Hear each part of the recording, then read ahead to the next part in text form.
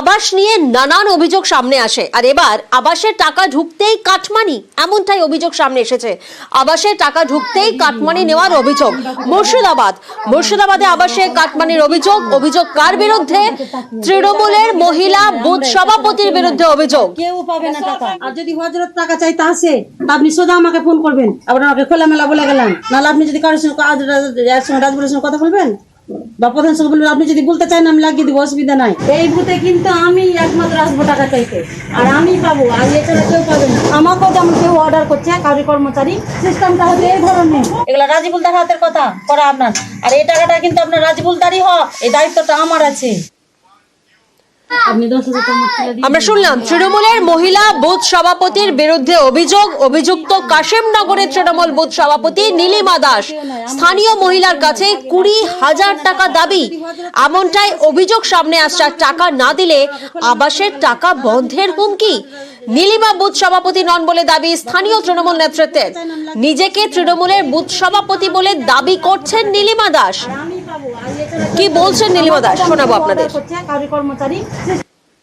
আপনি 10,000 দিয়ে দিন, আমি বাকিটা বুঝে দিই।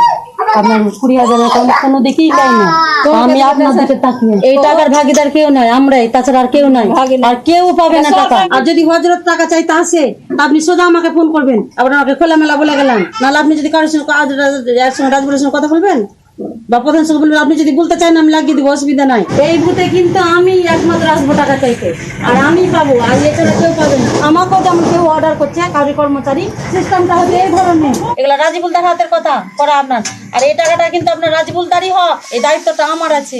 আমরা শুনলাম নীলিমা দাস কি বললেন, আর যিনি অভিযোগ করছেন তিনিই বা কি বলছেন শোনাবো একবার। কোনো দিকেই পাই না, বারবার সব টাকা চাইতে আসে আমাদের কাছে। টাকা কিন্তু পাইনি, আমাকে জোর করে বলছে যে টাকা নিবো। ব্যাংকে কি টাকা ঢুকেছে বলেছে, এই যে বাড়ি করা টাকা উঠিয়ে দিবে, দেখছে তাহলে বন্ধ করে দিব, কি করে দিব, এগুলি বলছে। আবাসের টাকা ঢুকতেই কাটমানি নেওয়ার অভিযোগ এবার সামনে আসছে। আবাস নিয়ে আমরা দেখেছি বিভিন্ন অভিযোগ সামনে আসে, আর এবার সরাসরি কাটমানি নেওয়ার অভিযোগ। মুর্শিদাবাদে আবাসে কাটমানির অভিযোগ, তৃণমূলের মহিলা বুথ সভাপতির বিরুদ্ধে এই অভিযোগ সামনে আসছে। আর স্থানীয় তৃণমূল নেতৃত্ব কি বলছে? স্থানীয় তৃণমূল নেতৃত্ব বলছে নীলিমা বুথ সভাপতি নন। শোনাবো আপনাদের।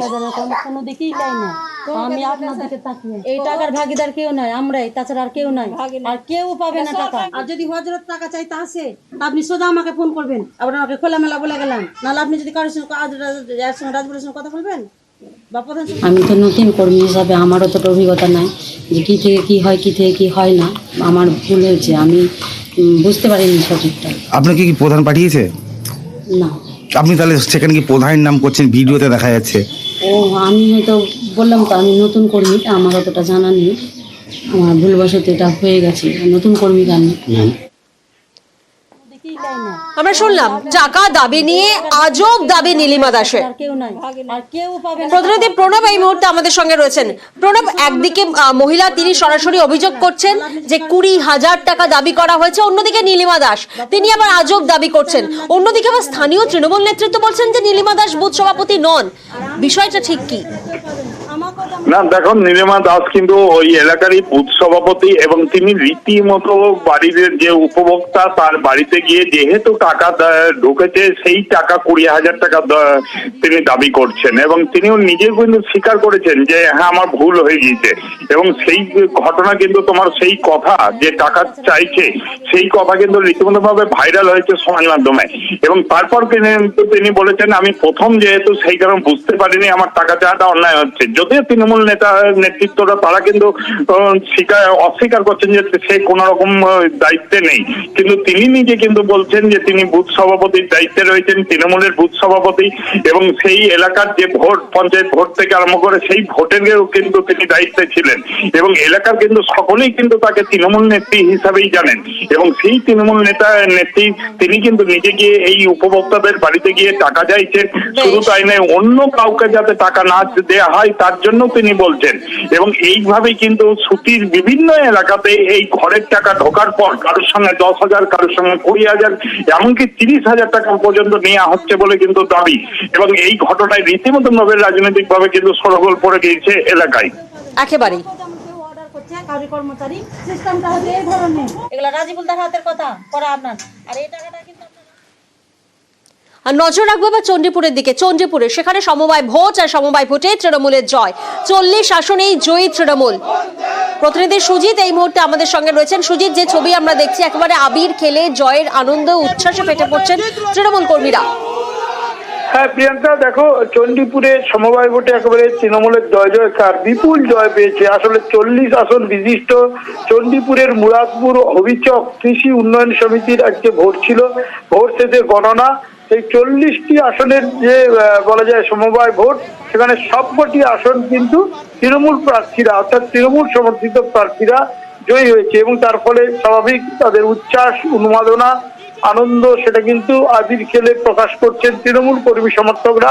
অভিনেতা বিধায়ক, চণ্ডীপুরের যিনি বিধায়ক তৃণমূলের, যিনি সোহম চক্রবর্তী, তারই বিধানসভা এলাকার এই সমবায় ভোট ছিল। সেখানেই ভোট গণনা শেষ হলো কিছুক্ষণ আগে। শেষের পরই দেখা যায় যে আগাগোড়া আধিপত্য রেখে সব আসনে জয় পেয়ে বলা যায় তৃণমূল একেবারে জয় জয়কার। তাদের যে রেজাল্ট দেখা যাচ্ছে সেখানে বিপুল জয় পেয়েছে প্রিয়াঙ্কা। বেশ, বিজেপির মিথ্যাচারের বিরুদ্ধে এবং পূর্ব মেদিনীপুরের প্রতিটি নির্বাচনে আমরা সাফল্য লাভ করেছি, যাতে মুরাদপুর যে সমিতি নির্বাচন হলো 40 সম্ভবত বিজেপি পরাজিত হয়েছে। আর এবার নজর রাখবো পূর্ব মেদিনীপুরের কংগ্রেস কার্যালয়ের সামনে গন্ডগোল। প্রদেশ কংগ্রেস সভাপতির সামনেই রীতিমতো গন্ডগোল পেকে যায়। দেখুন, কংগ্রেসের গোষ্ঠী দ্বন্দ্ব সামনে আসছে, আর সেই গোষ্ঠী দ্বন্দ্বে উত্তেজনা সৃষ্টি হয়। যে ছবি এই মুহূর্তে আপনারা দেখছেন, পূর্ব মেদিনীপুরের কংগ্রেস কার্যালয়ের সামনের ছবি।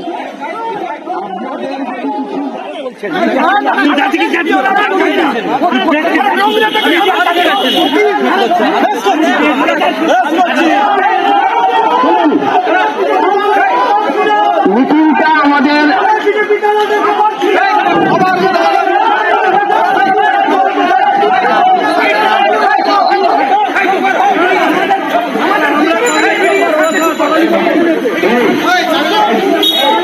প্রতিনিধি সুজিত এই মুহূর্তে আমাদের সঙ্গে রয়েছেন। সুজিত, একেবারে কংগ্রেস কার্যালয়ের সামনে কংগ্রেস কর্মীদের গোষ্ঠীদ্বন্দ্ব, এহেন কারণ কি? কারণ একটাই, বলা যায় যে কোলাঘাটের দুদল অর্থাৎ দুপক্ষ রয়েছে কংগ্রেসের, সেখানে গোষ্ঠী কোন্দল। সেই কোন্দলের রেশ পড়লো কোথায়?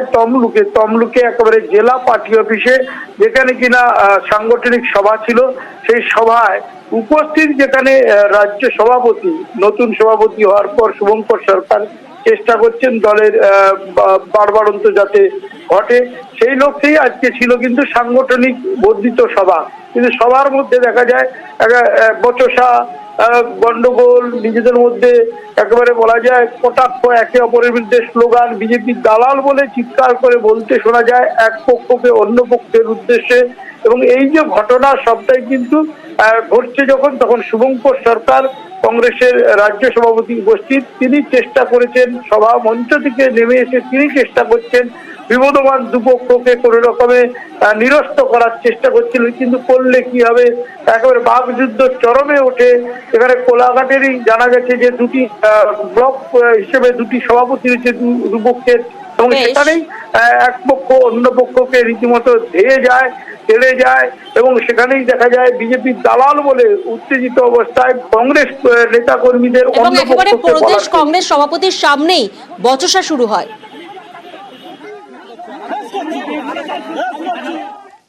মন্দারমণির হোটেলে নেতার দেহ উদ্ধারের ঘটনায় ধৃত 2। হোটেলে আমডাঙ্গা তৃণমূল নেতার রহস্য মৃত্যু। হোটেলের ঘরে মেলে উপপ্রধানের স্বামীর দেহ। নেতার পরিবারের অভিযোগে 2জনকে গ্রেফতার করা হয়েছে। ধৃত নেতার বন্ধু ও বান্ধবী। ধৃতদের 5 দিনের পুলিশ হেফাজত। মন্দারমণির হোটেলে তৃণমূল নেতার রহস্য মৃত্যুর ঘটনায় গ্রেফতার 2। আজ কাঁথি আদালতে তোলা হয়।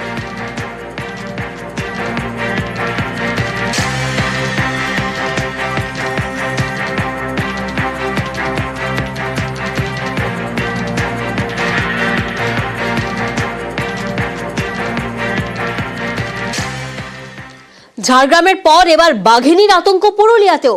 ওড়িশার শিমলিপাল থেকে বাংলায় জিনাত এবং যমুনা, 2 বাঘিনীর খোঁজে মরিয়া বন দফতর। বেলপাহাড়ি হয়ে পুরুলিয়ায় বাঘিনী জিনাত আর বান্দোয়ানে জিনাতের লাস্ট লোকেশন ট্র্যাক করা হয়। রেডিও কলারের মাধ্যমে ড্রোন উড়িয়ে বন দপ্তরের কড়া নজরদারি। বিশেষজ্ঞদের নিয়ে ফাঁদ পেতে 7টি দলে ভাগ হয়ে জোরদার তল্লাশি চলে। বান্দোয়ানের জঙ্গলে যেতে নিষেধাজ্ঞা জারি করা হয়। অন্যদিকে বাঘিনী যমুনার হদিশ এখনো মেলেনি, তার খোঁজেও তল্লাশি জারি রয়েছে।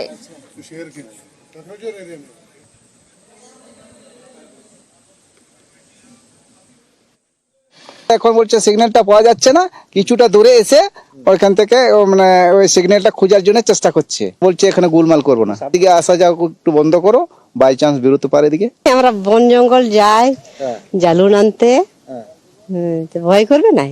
আপনারা তাহলে জঙ্গলে আর যাচ্ছেন? ওই যায় নাই তো। এর আগে কোনো সময় এখানে বাঘ এসেছিল? আগে আমরা শুনি নাই কি বাঘ এসেছে বলে, এই প্রথম আর কি। জঙ্গলে কেউ যাচ্ছে না? না। আপনারা কি চাইছেন, বাঘটা তাড়াতাড়ি ধরুক? আমরা ওই চাইছি আর কি, তাহলে আমাদের আতঙ্কটা থাকবে না। এখানে বাঘ এসছে, ওই বাঘের জন্য আমরা এখানে ডিউটি আসছি। গ্রামবাসীরা আসছে এখানে? হ্যাঁ। তাদেরকে কি যেতে দিচ্ছেন? না, ভিতরে যেতে দিচ্ছি না, এখানে বন্ধ করে রেখেছি। ওনারা দেখছেন যা লোকেশন আছে তাই দেখা যাচ্ছে আর কি। বরিশাল বন দপ্তর আছে, আমাদের সুন্দরবন টাইগার রিজার্ভে যারা বাঘ নিয়ে কাজ করেন তাদের সব এক্সপার্ট কর্মচারীরাও আমাদের সাথে আছেন। সব মিলিয়ে 10 থেকে 12টা মনিটরিং টিমে মনিটরিং করা হচ্ছে পুরো জিনিসটা। এটাই বলবো যে কারোর ভয় পাওয়ার কিছু নেই, আমরা সবসময় মনিটরিং রেখেছি। শীতের বেলপাহাড়ি আর সেখানেই জোড়া বাঘিনীর ভয়। পর্যটনের মরশুমে বেলপাহাড়িতে বাঘ আতঙ্ক।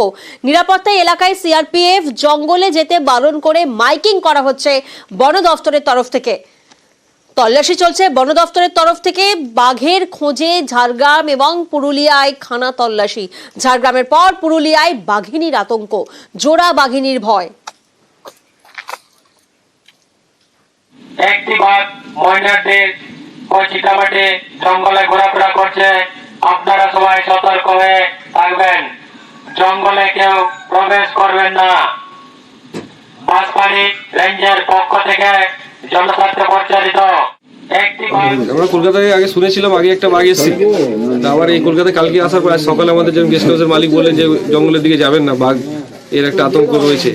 তো তারপরে ফ্যামিলি নিয়ে বেরিয়েছি জঙ্গল উপভোগ করার জন্য, কিন্তু গাড়ি থেকে আর নামতে পারিনি বাঘের আতঙ্কে, কিছুটা হতাশা। জঙ্গলে খুব একটা যাচ্ছে না, আর মানাও করেছে যেতে। জঙ্গলের ভিতরে যায়, যদি কোনো অসুবিধা হয় তখন তো হবে না, সন্ধ্যার আগে সব বাড়ি ফিরে যায়। একটু মনের মধ্যে ভয় তো থাকবে। जब ये टाइगर बाहर निकल रहा है तभी इस गांव की हिफाजत के लिए, पब्लिक की हिफाजत के लिए हम तभी भी निकलते रहते हैं। रात भी निकलते हैं, दिन भी निकलते हैं। टाइगर का सर इसी इलाके में बताया ही जंगल में। हाँ, हम रात तक रहते हैं सर। हमारी 2 पार्टियां निकली हुई हैं, एक आगे है एक पार्टी हमारी, एक इधर है।